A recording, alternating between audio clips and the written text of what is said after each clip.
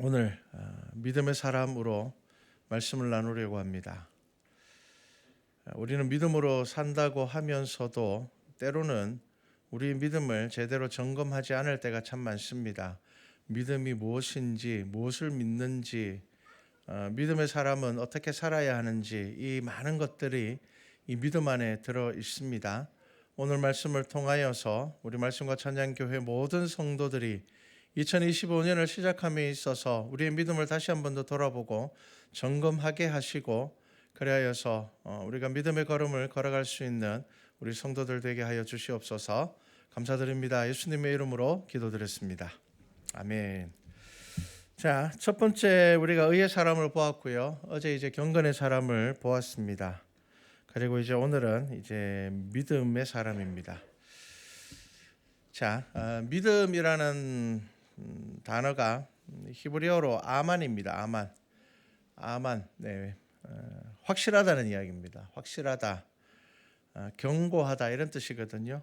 아만 그러니까 뭔가 비슷한 단어가 떠오르지 않습니까? 아멘입니다. 아멘.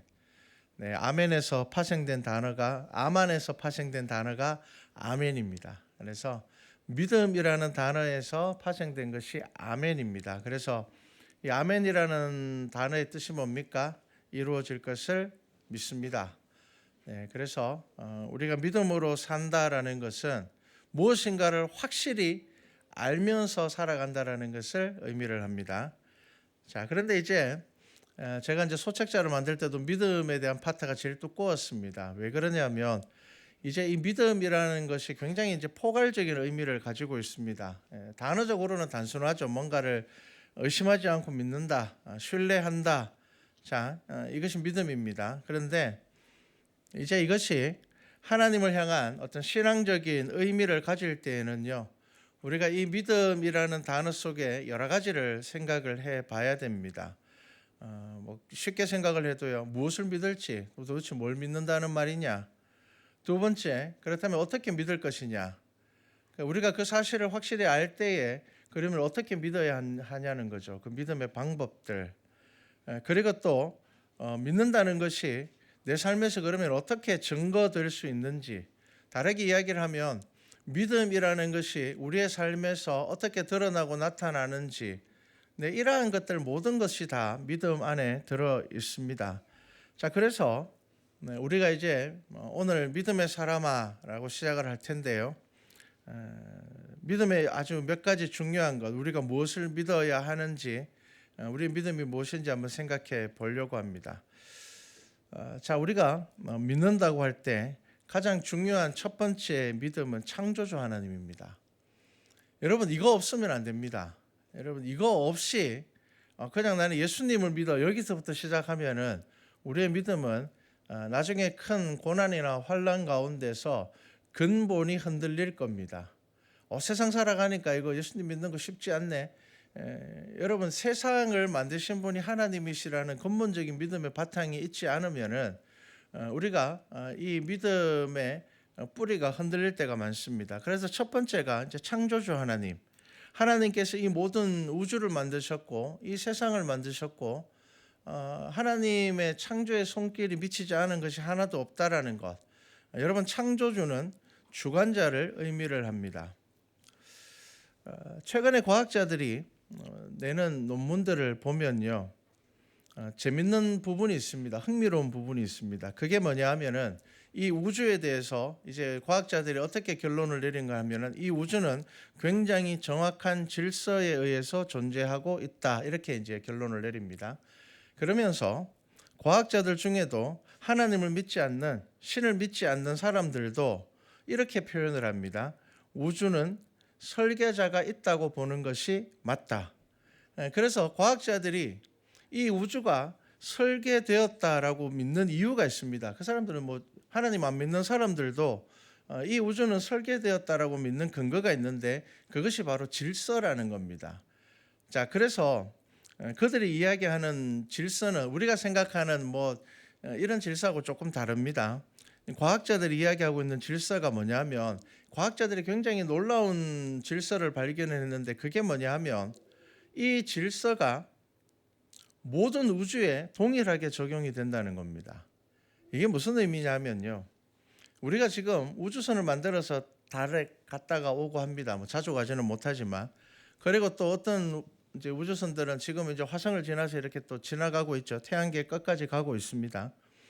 그런데 이렇게 우주선을 보낼 수 있는 이유가 뭐냐 하면은 지구 안에 있는 물리적인 법칙이 지구 밖에도 동일하게 적용이 된다는 겁니다. 만약에 지구 안에 있는 법칙과 지구 밖에 있는 법칙이 다르면 예측할 수 없기 때문에 지구를 절대로 벗어날 수 없다고 합니다. 그런데 우리가 안에서 실험을 하잖아요. 여러분 우주선 밖에 나가기 전에는 지구 안에서 실험을 합니다. 무중력 상태를 만들어 놓고 실험을 하죠. 이것이 우주 밖에 그대로 적용이 된다는 겁니다. 우리는 그냥 뭐 당연하지, 왜 그게 당연한 거 아닌가라고 생각을 하지만 과학자들이 생각하는 것은 이 거대한 우주가 동일한 질서와 법칙을 가지고 있다는 것은 이것은 불가능하다라는 거죠. 설계자가 없으면 이거는 불가능하다. 그렇기 때문에 이 우주는 우연히 생기고 유지될 수 없다라는 것을 증명한다. 이게 이제 성경 이야기가 아니고 과학자들이 그렇게 이야기를 하고 있습니다. 왜냐하면 질서는 우연히 생기지 않기 때문입니다. 자, 그렇기 때문에 여러분 우리의 믿음에 있어서 가장 근본적인 것은요, 창조주가 있다는 사실, 하나님께서 이 세상을 창조하셨다는 사실을 여러분 감정적으로 고백하는 것이 아니라 이것을 객관적인 사실로 인정하는 것이 믿음의 가장 중요한 부분입니다. 이게 무슨 말인가 하면 여러분이 만약에 어떤 일이 생겼을 때, 너무 힘든 일이 생겼을 때 하나님 없는 것 같아. 여러분 이거는 믿음의 가장 뿌리가 세워져 있지 않은 겁니다. 내가 막 기도하니까 응답이 잘 되니까 하나님 계신 것 같아. 내가 기도하는데 응답이 없으니까 하나님 없는 것 같아. 하나님이 없는 것 같다가 있는 것 같다가 이렇게 되는 것은요, 우리의 믿음의 가장 근본적인 부분을 점검해 보셔야 됩니다. 믿음이 있는 사람은요, 하나님이 없다라고 이야기하지 않고 뭐라고 이야기를 할까요? 여러분 욥기를 보십시오. 뭐라고 이야기를 합니까? 하나님께서 왜 응답하지 않으실까를 고민하는 겁니다. 네. 여러분 욥이 자기에게 너무 많은 고난이 닥치니까 하나님 없는 것 같아라고 절대로 이야기하지 않습니다. 뭐라고 이야기를 합니까? 왜 하나님께서 응답하지 않으시지? 하나님께서 이렇게 내게 말씀해 주시면 참 좋을 텐데 왜 욥이 믿음의 사람인 줄 아십니까? 그 고난 가운데서 하나님이 없다라고 이야기하지는 않습니다. 왜냐하면 그것은 진실이기 때문에, 진리이기 때문에 욥에게 있어서 하나님이 없는 걸까 있는 걸까라는 것은 아무런 고민이 되지 않는다는 겁니다. 욥이 고민하는 것은 뭐라고요? 왜 하나님께서 살아계신데 나에게 응답하지 않으실까입니다. 여러분 이것이 가장 중요한 믿음의 바탕이 되어야 되는 겁니다. 여러분 우리가 어떠한 갈등과 시험이 들어왔을 때 우리의 고민이 하나님 없는 것 같아까지 나간다면 나의 믿음의 자리를 잘 점검해 보셔야 됩니다. 여러분 하나님이 없는 것 같아가 아니라 왜 하나님께서 나에게 응답하지 않으실까를 고민해야 되는 겁니다. 여러분 그게 우리의 기도의 제목이 되어야 하는 것입니다. 여러분 믿음의 사람은 하나님이 응답하지 않음에 대한 갈등을 하는 것이지 하나님이 없는 거 아닐까? 내 기도에 응답하지 않으시니까 이렇게까지 하나님께서 내 기도에 침묵하신다면 하나님 없는 것 아닐까라고 이야기를 한다면 가장 근본적인 믿음의 자리를 다시 한번 점검해 보십시오. 자, 믿음이 있는 사람은 응답에 대하여서 고민하고 갈등할 뿐입니다. 그러한 시간들은 우리에게 늘 있습니다. 여러분 믿음이라는 것은 필요할 때 믿고 필요 없을 때 무관심한 것은 믿음이 될 수가 없습니다. 2001년에 미국에 9.11 테러가 일어났습니다. 그때 진짜 3차 대전이 일어나는 줄 알았습니다. 세계가 엄청났죠. 그런데 여러분 이 9.11 테러가 일어나고 그 다음 주 세계적으로 성경 판매량이 40% 증가했습니다. 이게 무슨 말일까요? 얼마나 많은 사람들이 필요에 의해서 하나님을 찾는지를 볼 수가 있습니다. 별로 하나님 없이 생각 안 하고 세상 살기 편하고 좋으니까 그냥 자기 즐겁게 살다가 9.11 테러라는 게 탁 일어나면서 세계 3차 대전이 일어날 것 같은 분위기가 형성이 되니까 사람들이 뭘 산다고요? 성경을 사러 다니는. 성경이 일시적으로 품절까지 되어버렸거든요. 여러분 그것은 믿음이 아닙니다. 무슨 일이 생겼을 때 갑자기 성경을 찾는 것, 여러분 그게 믿음이 아닙니다. 창조주 하나님에 대한 믿음, 하나님께서 이 세상을 만드셨고 하나님께서 이 세상을 주관하신다라는 것, 이것이 우리가 확인해야 되는 믿음의 사람으로 살아가기 위하여서 가장 여러분 우리가 먼저 고백하고 점검해야 되는 믿음의 자리입니다. 두 번째 믿음은요, 이 창조주 하나님께서 창조 세계를 버려두지 않는다는 것입니다. 자, 하나님께서는 인간을 자기 형상대로 만드셨습니다. 그리고 죄에 빠진 우리를 위해 예수 그리스도를 이 땅에 보내주셨습니다. 무신론자 말고 하나님이 있음을 믿는 사람들 중에도요, 이런 신앙을 가지고 있는 사람들 많습니다. 신은 우주를 만들었지만 관심이 없다. 여러분 그런 이야기 들어보셨을 겁니다. 그 사람들이 주장하는 이유는 그겁니다. 이렇게 넓은 우주에, 이 큰 우주에 비하면 지구는 먼지보다 작은데 하나님께서 뭐 여기까지 신경 쓰시겠냐는 겁니다. 우주적인 시각으로 바라볼 때 지구는 없는 거랑 마찬가지거든요. 여러분 없으면 우리는 지금 여기 살고 있으니까 지구가 전부인 것 같지만 여러분 우주라는 전체의 크기를 볼 때 지구라는 이 별은 없어도 그만이고 있어도 그만인 크기입니다. 그러니까 비중으로 볼 때는 뭐 비중이라고 할 것까지도 아마 없을 겁니다. 자, 그런데 여러분 그렇게 이야기하는 사람들이 많습니다. 그래서 신은 만들었지만 야 신이 이렇게 넓은 우주에 뭐 지구까지 신경 쓰겠냐. 그냥 신은 만들었을 뿐이고 인간은 알아서 살아야 돼. 그렇게 이야기하는 사람들이 많습니다. 그런데 실제로 신앙생활을 하고 있는 분들 중에서도 이런 생각을 하시는 분들이 있습니다.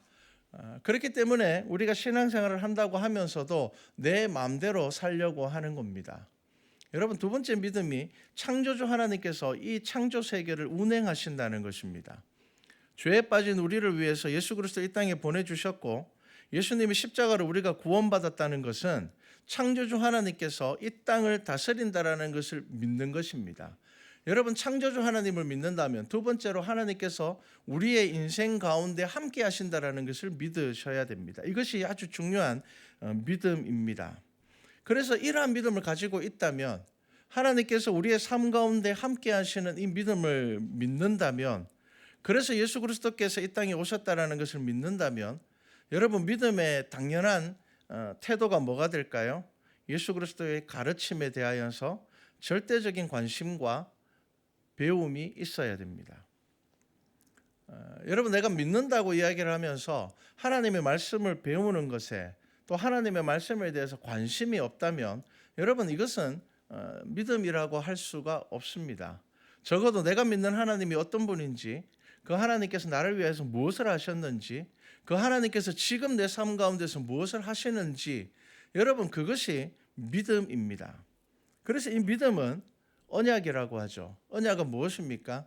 유효한 것이 언약입니다. 여러분 이미 끝나버린 것은 언약 아닙니다. 지나가 버린 것은 언약이 아니죠. 여러분 우리가 지금 하나님을 믿는다고 하고 예수 그리스도를 믿는다고 이야기할 때 이 언약은 미래적인 소망을 가지고 있습니다. 그래서 우리가 앞으로 하나님의 나라에 이를 것을 믿는다면, 그렇다면 오늘 내가 살아가는 이 삶에 믿음이 주체가 될 수밖에 없다는 겁니다. 그래서 여러분 예수님의 말씀이 2000년 전에 멈추는 것이 아니라 그 예수님께서 우리에게 다시 오시겠다고 약속을 하셨기 때문에 우리는 하나님의 말씀을 가지고 세상을 바라보는 것이 믿음입니다. 이 믿음은 이 땅의 삶에만 국한되어 있는 것이 아니라 인간이 가장 두려워하는 죽음 이 너머까지 연결되어 있기 때문에, 그렇기 때문에 믿음의 사람은 오늘 사는 삶에서 이 믿음이 드러나고 증거되는 겁니다. 여러분 믿음이 드러나고 증거된다는 것은 뭘까요? 무엇을 통해서 드러날까요? 여러분 우리가 제일 많이 하는 게 뭡니까? 하루도 쉬지 않고 하는 게 뭡니까? 말입니다. 여러분 말을 통하여서 드러나는 겁니다. 그래서 어제 말씀도 있었잖아요. 입에 제갈 한 개씩 들고 다니십시오. 그러니까 말을 도저히 못 참겠다 싶으면 입에 물고 다니시면은 좋을 것 같은데, 말씀과 찬양교회 이름으로 하나 만들어 드릴까요? 이렇게 물고. 여러분 말입니다. 여러분 행동과 말은 같이 드러나거든요. 그래서 여러분 믿음이라는 것은 반드시 우리의 삶을 통하여서 증거되고 드러나게 되어 있는데 이것이 바로 말입니다. 자, 그래서 창조주 하나님께서 이 세상을 운행하신다라는 것을 알 때에 그때 우리의 믿음은 자연스럽게 예수 그리스도에 대해서 알고 배우고자 하며 닮으려고 하고 그러면서 그 믿음이 우리의 삶을 통하여서 증거되는 겁니다.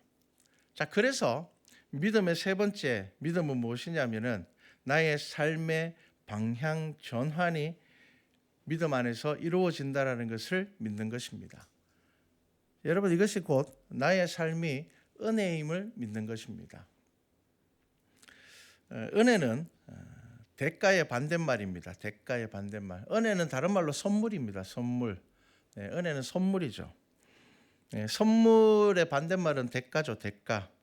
여러분, 시급 10,000원 받기로 하고 1시간 일하고 10,000원 받는 것을 여러분 은혜라고 말하지 않습니다. 물론 일하게 하는 것이 감사하지만 그것을 은혜라고 이야기하지는 않습니다. 그건 정당한 보수죠. 율법주의에 빠지게 되면은요, 왜 은혜를 잃어버리는가 하면은 나의 거룩과 경건으로 주어지는 구원에는요, 은혜가 없습니다. 사도 바울이 그것을 발견하고 기록한 것이 로마서 말씀입니다. 여러분, 우리의 삶에 은혜가 없으면은 또 뭐가 사라질까요? 용서와 헌신, 희생 이런 거 없어집니다. 왜 없어질까요? 내 노력으로 내가 구원받았는데 굳이 또 내가 헌신하고 희생하고 누군가를 용서하고 해야 될 필요가 있을까요? 여러분, 제가 지금 하는 이야기를 잘 들으셔야 됩니다. 내가 정말 믿음의 사람인지를 점검하셔야 되는 겁니다. 내가 하나님을 믿노라고 이야기하면서 내가 누군가를 용서하지 못한다면, 내가 하나님의 사람이라고 이야기를 하면서 내가 희생하거나 헌신하는 것에 대해서 내가 정말 그게 싫고 내가 손해보는 게 싫고 그렇게 살아간다면 여러분들의 삶 안에 은혜가 있는지 한번 여러분 확인해 보셔야 됩니다. 은혜가 있는 삶은요, 은혜를 아는 사람은요, 그 삶 안에 헌신과 희생과 오래 참음과 인내와 같은 것이 자연스럽게 들어올 수밖에 없습니다. 왜 그렇습니까? 그게 은혜이기 때문입니다. 자, 로마서 4장 4절 이하 말씀부터 한번 찾아보겠습니다. 로마서 4장입니다. 로마서 4장 4절부터 8절까지 말씀입니다. 자, 우리 한 목소리로 함께 읽어보겠습니다. 일하는 자에게는 그 삭시 은혜로 여겨지지 아니하고 보수로 여겨지거니와 일을 아니할지라도 경건하지 아니하는 자를 의롭다 하시는 이를 믿는 자에게는 그의 믿음을 의로 여기시나니 일한 것이 없이 하나님께 의로 여기심을 받는 사람의 복에 대하여 다윗이 말한 바 불법이 사함을 받고 죄가 가려짐을 받는 사람들은 복이 있고 주께서 그 죄를 인정하지 아니하실 사람은 복이 있도다 함과 같으니라. 로마서는 좀 어렵습니다. 여러분, 이 말씀은요, 은혜가 무엇인지에 대해서 이야기를 하고 있는데 조금 어렵죠. 그러면 현대인의 성경을 보면 조금 편합니다. 제가 현대인의 성경으로 다시 한번 읽어드릴 테니까 한번 잘 들어보십시오. 현대인의 성경입니다. 공로가 있는 사람이 받는 보수는 자기가 마땅히 받을 품삯을 받는 것이지 결코 선물로 받는 것이 아닙니다. 그러나 아무 공로가 없는 사람이라도 하나님을 믿으면 믿음을 통하여 하나님과 올바른 관계를 얻게 됩니다. 하나님께서는 비록 죄인일지라도 올바른 사람으로 인정하실 수 있는 분입니다. 그래서 다윗도 선행과는 관계없이 하나님께로부터 올바른 사람으로 인정받은 사람의 행복을 이렇게 읊었습니다. 하나님께서 잘못을 용서해 주시고 죄를 덮어두신 사람은 행복하다. 주께서 죄 없다고 인정해 주시는 사람도 행복하다. 자, 죄를 덮어준다라는 말에 여러분 부담감이 생기십니까? 그런데 여러분 잘 아셔야 됩니다. 왜 이런 표현을 썼는지 아셔야 됩니다. 왜냐하면 사도 바울이 지금 우리들에게 이야기하고 있는 것이 뭐냐면은 우리는 죄에서 벗어날 수 없는 존재이기 때문에 하나님의 은혜가 없으면 우리는 구원받을 수 없다라는 것을 다윗이 지금 아주 좀 강한 표현으로 이야기를 하고 있는 겁니다. 하나님을 믿으면 그 믿음 안에서 믿음을 통해서 하나님과 올바른 관계를 얻게 된다는 겁니다. 어떤 사람이요? 아무 공로가 없는 사람이라 할지라도 하나님을 믿으면 그 믿음을 통하여서 하나님과 올바른 관계를 맺게 되고 하나님께서는 비록 죄인일지라도 올바른 사람으로 인정하실 수 있는 분이라는 겁니다. 사도 바울이 저와 여러분들에게 우리가 무엇을 믿어야 되는가 하면은, 여러분, 우리는 죄인일 수밖에 없지만 우리가 구원받을 수 없는, 우리는 절대로 구원받을 수 없는 존재입니다. 그럼에도 불구하고 하나님께서 그를 믿는 자를, 예수 그리스도를 믿는 자를 하나님께서 구원해 주시겠다고 말했는데, 그것을 이제 다윗의 이야기를 가지고 와서 어떻게 표현한다고요? 하나님께서 잘못을 용서해 주시고 죄를 덮어 주신 사람은 행복하다. 주께서 죄 없다고 인정해 주시는 사람도 행복하다. 여러분, 믿음이라는 것, 우리가 무엇을 믿느냐? 여러분, 나의 의로 구원받는 것이 아니라 예수 그리스도를 믿는 믿음으로 구원받는다는 것을 믿는 것이 믿음입니다. 여러분, 이것이 성경의 가장 중요한 복음입니다. 사도 바울이 왜 이런 이야기를 했는지를 아셔야 됩니다. 예수를 믿는 우리의 죄를 덮어주신다고 이야기를 합니다. 여러분, 우리를 죄 안 짓는 존재로 만들겠다고 하시는 것이 아닙니다. 죄를 덮어주시겠다고 이야기하죠. 여러분, 왜 그럴까요? 우리가 이 땅에서 육신을 입고 살아가는 이 동안에는 우리는 육신의 죄에서 자유로울 수가 없기 때문입니다. 어떤 사람이 그런 이제 우스갯소리죠. 야, 나는 정말 하나님의 은혜로 구원받는 사람이야. 나는 거룩하고 경건해서 나는 구원받을 수 없어. 그러니까 어떤 사람 옆에서, 야, 그건 아니야. 우리가 거룩하고 경건해서 구원받는 거야. 이러니까 그 이제 사람이 그 상대방에게 뭐라고 이야기했는가 하면은, 야, 너는 5kg 빼겠다고 한 지 3년 지나도 못 빼면서 네가 무슨 대단한 의지로 살아간다고 그런 이야기를 하냐. 이게 무슨 말일까요? 여러분, 우리는 정말 약한 존재들입니다. 우리는요, 내일부터 이렇게 살아야지. 올해는 이렇게 살아야지. 우리 이제 한 해가 지나가고 한 해가 시작했잖아요. 어떻습니까, 여러분? 작년 2024년 동안 여러분들이 한 해를 시작하면서 다짐했던 거 잘 하셨습니까? 잘 되었습니까? 왜 안 될까요? 머릿속으로는 그렇게 해야 되기 때문에 우리가 결심한 건데, 그리고 사실 우리가 결심하는 것들 막 대단한 거 아니잖아요. 우리가 뭐 나라를 구하겠다라는 것을 결심하는 것도 아니고, 여러분, 내 삶에서 내가 충분히 할 수 있는 것들을 우리가 다짐함에도 불구하고 그게 잘 안 됩니다. 여러분, 성경이 지금 우리에게 무슨 말씀을 하는가 하면요, 여러분, 우리는 예수 그리스도를 믿는 그 믿음 외에는 구원받을 방법이 없다는 겁니다. 방법 자체가 없다는 것을 의미를 합니다.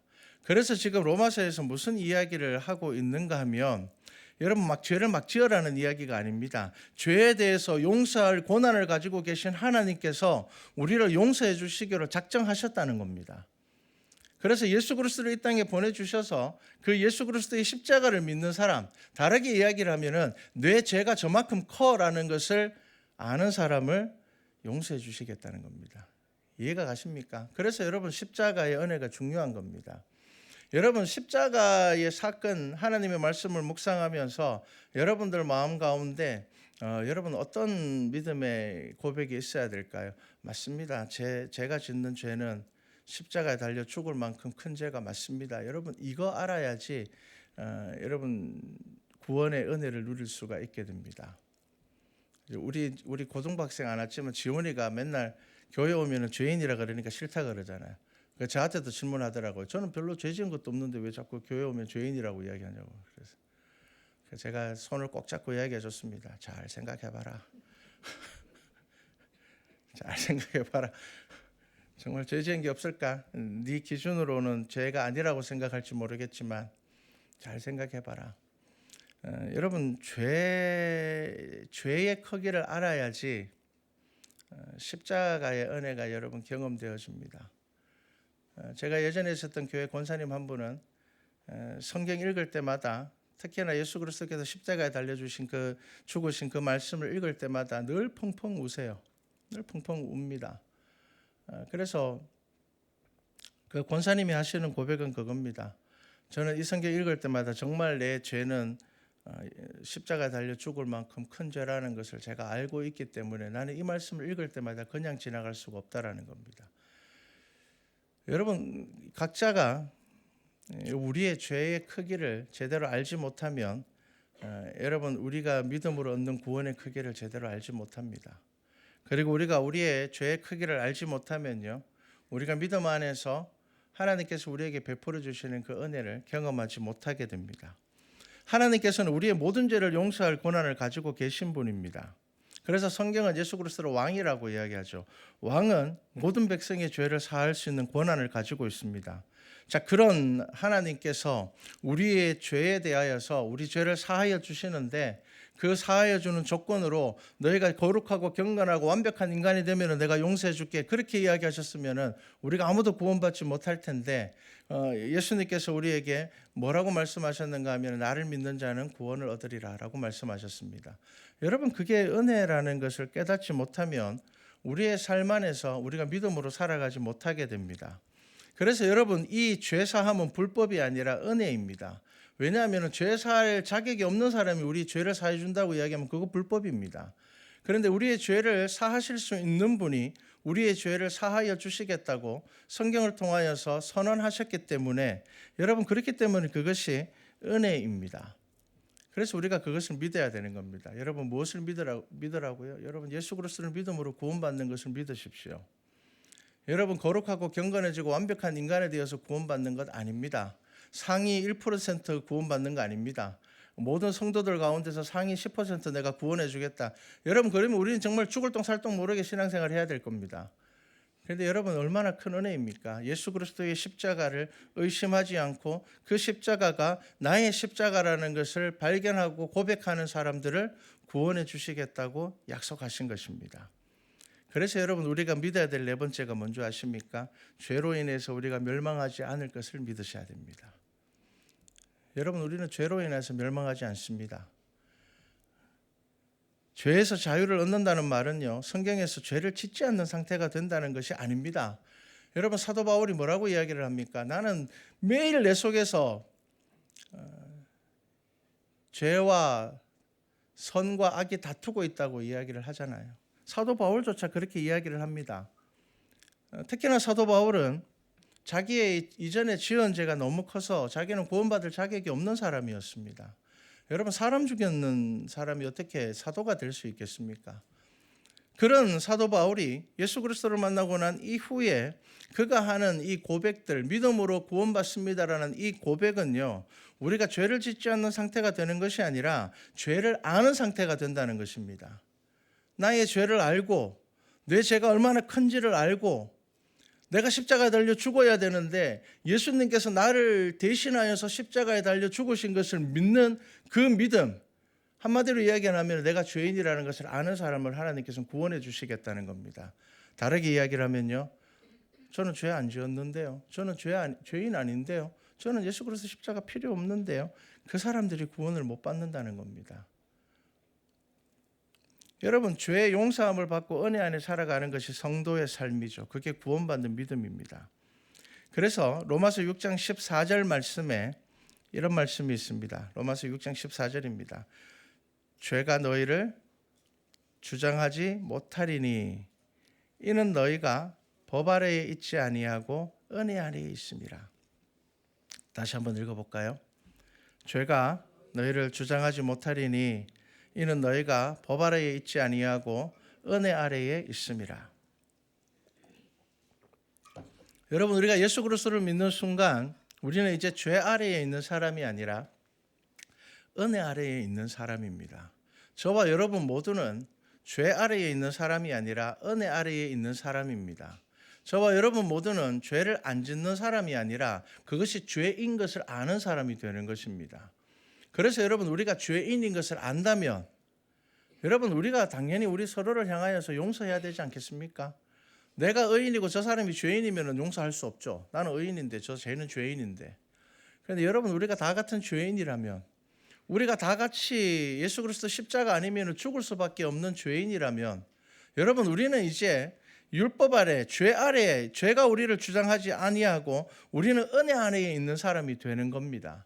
그렇기 때문에 여러분, 믿음이라는 것이 무엇을 믿는 것이라고요? 이제는 죄로 인하여서 내가 멸망하지 않고 내가 이제 죄로 인하여서 망하는 것이 아니라 여전히 나는 죄 가운데 있지만 내 삶을 들여다보면 부족함이 있고 연약함이 있고, 와, 나는 도대체 왜 이럴까? 나는 늘 이렇게 해가 시작할 때마다 다짐해 놓고는 거의 진짜 한 달 지나지 않아서 나의 다짐들은 다 사라져 버리고, 내가 한 해를 시작할 때마다 내가 예배 열심히 드린다 그랬는데 한 3개월만 지나면은 뭐 예배고 뭐고 뭐 그냥 뭐 내 분주한 삶들이 더 중요하고 그렇게 살아가는 나이지만, 하지만 그런 여러분들을 예수님께서는 용서하시고 여러분들을 구원하시겠다는 겁니다. 그런데 안타깝게 보시는 거죠. 얘들아, 너희들 구원받은 사람이 그렇게 살면 되겠니? 라고 하시는 겁니다. 여러분, 이것이 로마서에서 사도 바울이 이야기하고 있는 믿음으로 구원받는다는 가장 큰 중심입니다. 여러분, 복음은 끝없이 율법주의와 다툼 아래에 있습니다. 지금도 여러분 교회 안에는 율법주의적인 이단들이 있습니다. 이단으로서 율법주의자들도 있지만 개인의 어떤 이 믿음의 성향이, 어떤 믿음의 틀이 율법주의 안에 있는 사람들이 많습니다. 그러다 보니 행위로 은혜를 붙잡으려고 하는 사람들이 많습니다. 그런 신앙의 모습이 우리 안에 많죠. 여러분, 부모의 유산을 노리고 부모한테 잘해주는 것을 효도라고 이야기하지 않습니다. 효도는 뭡니까? 부모를 향한 마음, 낳아주셨고 길러주셨고 앞서 길을 만들어 주셨고 또 버텨주셨기 때문에 내가 그 부모님을 사랑하는 것을 효도라고 이야기를 하죠. 그런데 우리 부모가 재산이 많고 그렇기 때문에 내가 다른 자식들보다 좀 더 잘해서 내가 유산을 더 많이 받으려고 부모에게 늘 막 찾아뵙고 선물하는 거, 여러분, 그거 효도가 아닙니다. 여러분, 우리가 하나님 앞에 예배드리고 헌신하고 봉사하는 것, 여러분, 구원받으려고 하는 것이 아니라 구원받은 자녀로서 하나님 앞에 효를 다하기 위해서 하는 겁니다.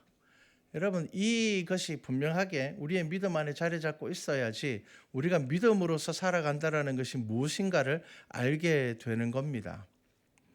여러분, 우리의 헌신과 봉사는 구원받으려는 몸부림이 아니라 구원받은 자녀로서 하나님의 은혜와 그 감사의 삶을 살아가기 위해서 하는 겁니다.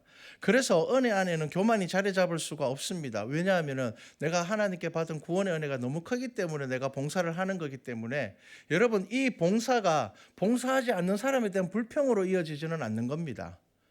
그런데 여러분, 이것이 은혜 안에서 이루어지지 않으면은요, 이것이 나의 의가 되기 시작하면은 내가 하는 것과 다른 사람이 하는 것을 비교하게 되는 겁니다.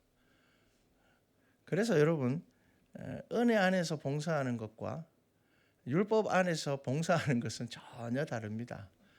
여러분, 한 해를 시작하시면서 여러분들 안에 이 믿음의 자리를 잘 점검하시면 좋겠습니다.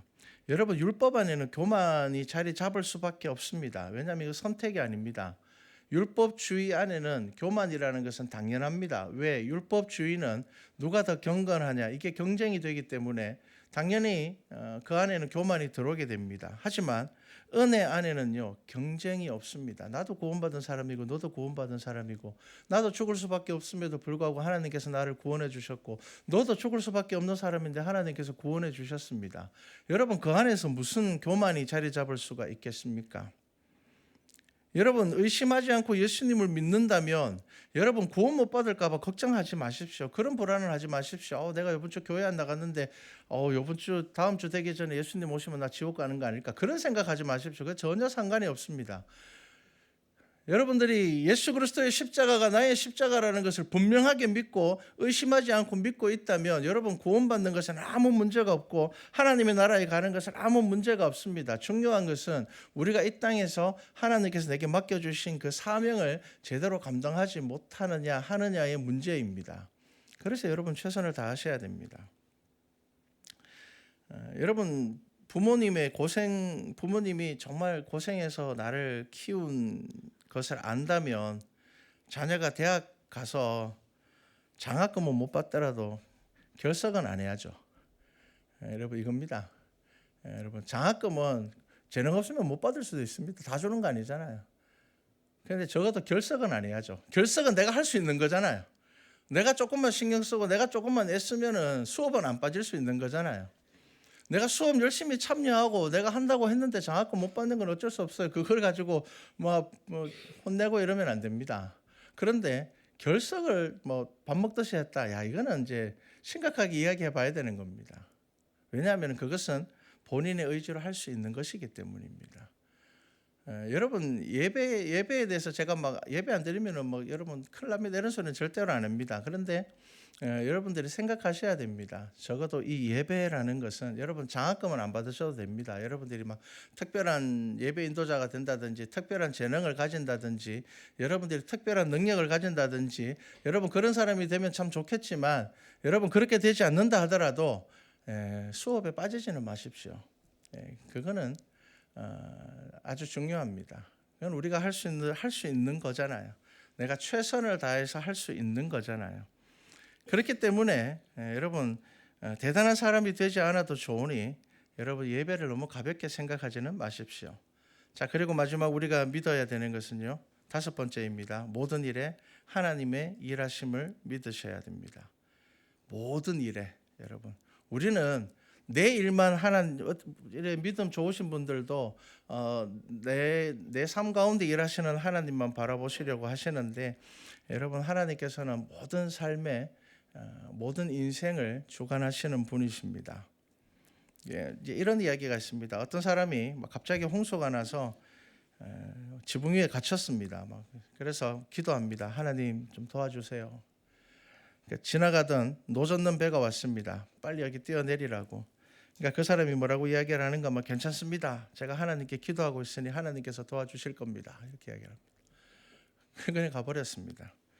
좀 있으니까 이제 또 모터가 달린 배가 와서 빨리 오라고 늦었다고. 그러니까 또 똑같은 이야기합니다. 제가 지금 하나님께 기도하고 있으니까 하나님께서 저를 도와주실 겁니다. 나중에 이제 헬기까지 와서 빨리 타라고 이야기했는데 똑같은 말합니다. 그래서 결국은 이 사람이 물에 빠져 죽었습니다. 그리고 하나님 앞에 가서 원망합니다. 제가 얼마나 진심으로 기도했는데 왜 하나님 저를 도와주시지 않으셨습니까? 하나님께서 뭐라고 이야기하십니까? 야, 노젓는 배도 내가 보내줬고 모터 달린 배도 내가 보내줬고 야, 헬기도 내가 보내줬다. 우연히 갔겠냐? 내가 그렇게까지 보내줬는데 너는 왜 내가 일하는 것을 보지 못하느냐는 겁니다.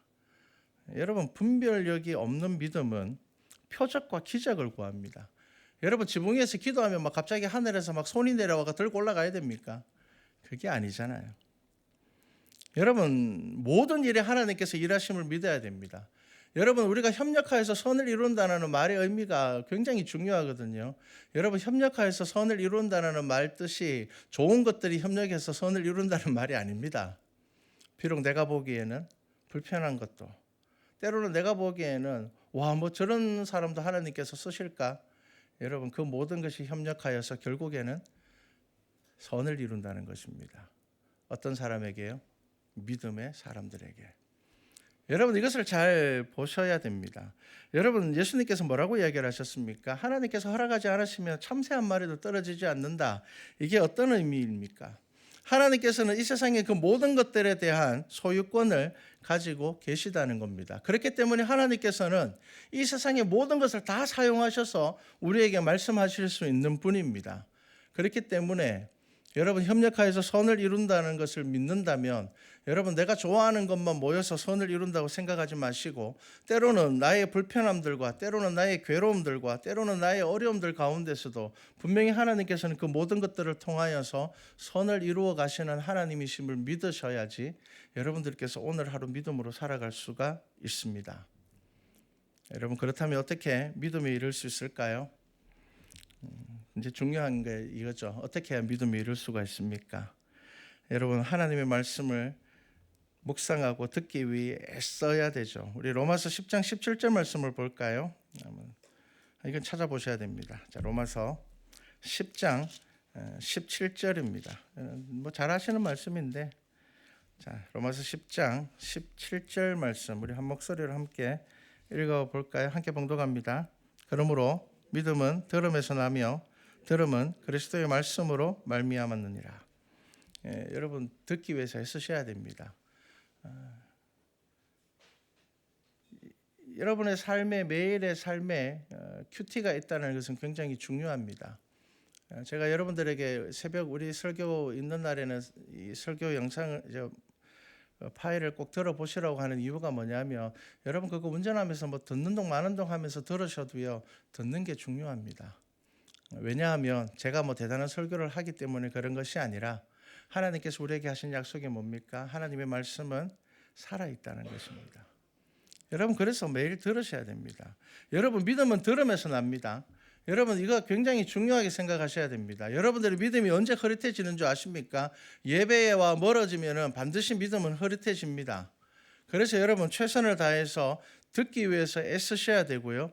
무엇을 들으셔야 됩니까? 그리스도의 말씀을 듣기 위해서 애쓰셔야 되는 겁니다. 에베소서 2장 8절 말씀만 마지막으로 한 번 더 찾아보겠습니다. 자, 에베소서 2장 8절입니다. 자,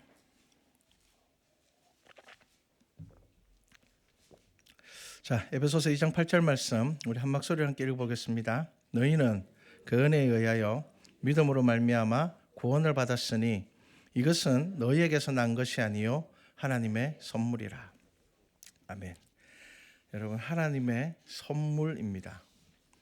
여러분 믿음은 믿음으로 인하여서 구원을 받았습니다. 이것을 은혜라고 이야기를 합니다. 저는 이 은혜를 성경의 선물로 표현하면 참 더 좋지 않았을까라는 생각을 합니다. 여러분 선물입니다. 선물. 선물은 내가 잘해서 받는 게 아니고요. 상대방이 나를 좋아해서 주는 겁니다. 네. 하나님께서 저와 여러분을 사랑하셔서 주는 것입니다. 그렇기 때문에 이제 우리가 믿음으로 산다라는 것은 어떤 삶을 이야기하는 걸까요? 사랑받는 사람으로 사는 겁니다. 하나님께서 나를 사랑하시는 것을 알고 하나님께서 나를 사랑하시기 때문에 내가 그 사랑받는 사람으로 살아가는 겁니다. 여러분 누군가의 사랑을 받아서 기분 좋을 때는요. 기분 나쁘고 화난 일이 있어도 그냥 뭐 지나갑니다. 뭐 어때? 왜 그렇습니까? 내가 사랑받고 있기 때문입니다. 여러분 우리가 하나님의 은혜 가운데 살아간다라는 것은요. 그 하나님의 사랑을 내가 내 삶 가운데서 늘 기억하면서 살아가는 것을 의미합니다. 여러분 태어난 아기가 걷기까지 얼마나 넘어지고 또 넘어집니까? 여러분 거듭남은 단번에 이루어지는 것 아닙니다. 제가 이제 목회를 하다 보면 종종 안타까운 분들이 있는데 어떤 분인가 하면요. 성경을 다 안다고 생각하는 분들이 있습니다. 하나님 다 안다고 생각하는 분들이 있습니다. 그렇게 말씀하시는 분들은 결국은 믿음을 잃어버립니다. 왜 그럴까요? 안다고 생각하는 사람은요. 듣지 않아도 된다고 생각합니다. 네. 이게 문제인 겁니다. 안다고 생각하시는 분들은요. 내가 알고 있기 때문에 그의 삶에서 예배가 가벼워집니다. 그리고 또 목사가 설교를 할 때 저 뭐 다 아는 이야기야. 맞습니다. 제가 뭐 여러분들을 모르는 이야기를 하겠습니까? 그런데 제가 여러분들이 아는 이야기임에도 불구하고 왜 또 하나님의 말씀을 전하겠습니까? 목사가 믿고 의지하는 것이 있기 때문입니다. 하나님의 말씀이 살아있기 때문입니다. 그래서 이 말씀이 여러분들의 삶 안에서 살아서 움직이고 역사할 것을 저는 믿기 때문입니다. 여러분 그렇기 때문에 여러분 나는 성경 좀 다 알아. 나는 성경 많이 알고 있어. 뭐 성경은 내가 잘 지식적으로 모르지만 난 하나님은 잘 알고 있어. 여러분 그런 생각이 들어올 때 여러분 조심하셔야 됩니다. 여러분 듣기 위하여서 애쓰셔야 됩니다. 듣는 것은 귀에 들리는 소리가 아닙니다. 하나님께서 우리의 심령에 하시는 말씀입니다. 그래서 여러분 2025년 한 해를 여러분 믿음의 사람 되시기를 바랍니다. 제가 5개 이야기하는 걸 기억하십시오. 내가 무엇을 믿어야 될지 그 바닥에 있는 근본들을 여러분 잃어버리시면 안 됩니다. 그래야여서 저와 여러분 우리 말씀과 찬양교회 믿음이 습관적으로 이 자리에 모여서 예배드리는 믿음이 아니라 창조주 하나님께서 우리를 만드셨고 예수 그리스도를 믿는 그들에게 하나님께서 선물로 구원을 허락하셨기 때문에 이미 구원받은 우리는 하나님의 사랑받는 자녀로서 그 주의 자녀의 명예를 지키면서 우리가 주님 앞에 설 때까지 주께서 우리에게 맡겨주신 사명을 감당하기 위하여서 우리가 정말 선물 받은 사람으로서 살아가는 여러분 그 믿음으로 살아가는 우리 말씀과 찬양교회 되기를 주님의 이름으로 축복합니다.